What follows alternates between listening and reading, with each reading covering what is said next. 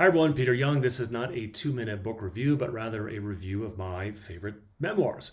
I've always enjoyed memoirs versus autobiographies, and to me, a great memoir is not only a great story, but also one where the person writing the memoir has an arc to their story, where they learn and grow, so as the reader, I can learn and grow with them.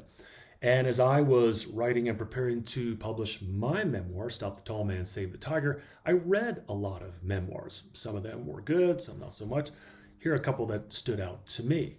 The Sound of Gravel by Ruth Warner, a very difficult upbringing. She does a wonderful job of telling this difficult story. Uncultured by Daniela Young. She does a fantastic job of kind of spelling out the difference between being in a cult and being in a group or organization that has a very strong culture. Those are two very different things.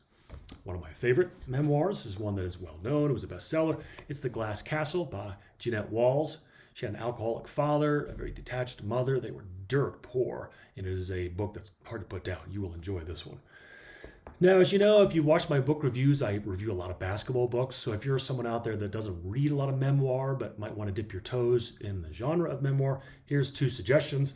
This is Long Shot by Lance Allred. At times it's a hilarious read, but it's also a very serious topic. Lance does a good job. He's the first deaf player to play in the NBA, and I got to meet him.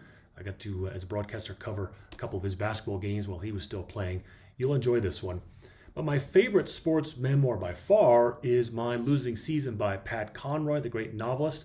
He played college basketball at the Citadel back in the mid-'60s, and so this is My Losing Season about his senior year at the Citadel. Very good book.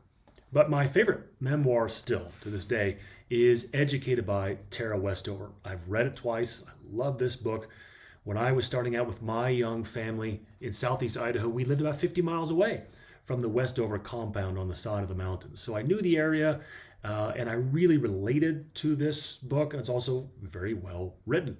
See, to me, a good memoir is one that you would want to read multiple times, because we as authors, what we're doing is we're asking for a part of your most valuable asset. We're asking for your time. We want you to set aside everything and focus on our story. So as I was writing this book, Stop the Tall Man, Save the Tiger, I wanted to write something that honored your time. You would get something out of it and want to read it more than once. So regardless of which one of these memoirs that you might want to go and pick up and read, I do hope that you, as always, continue to keep reading. Thank you.